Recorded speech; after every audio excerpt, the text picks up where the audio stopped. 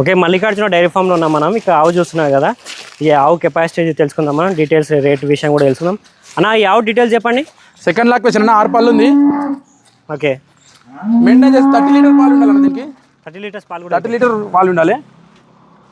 3 days అవుతుంది, 10 ఇస్తుంది. ఇప్పుడు 3 రోజులు అవుతుంది. 10 లీటర్ పూటకి పాలు విండి చెక్ చేసుకోవచ్చు. పాలు విండి చెక్ చేసుకోవచ్చు.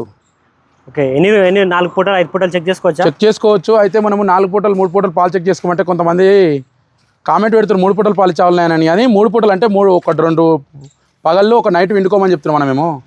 2 రోజులు పొద్దున్న టైంలో ఒకసారి నైట్ టైంలో సార్ చెక్ చేసుకోండి అని చెప్తున్నాం. ఇప్పుడు ఒకవేళ పాలు ఆపితే మనకి ఎన్ని రోజులలో ఎఫెక్ట్ పడతా అన్న? ఆవు చచ్చిపోతానా? 2 పూటలు పాలు 2 రోజులు పాలు ఆపుతారు, 3 రోజులు పాలు ఆపుతారు అంటారు. 24 hours పాలు ఆపితే ఏడాపుతానా?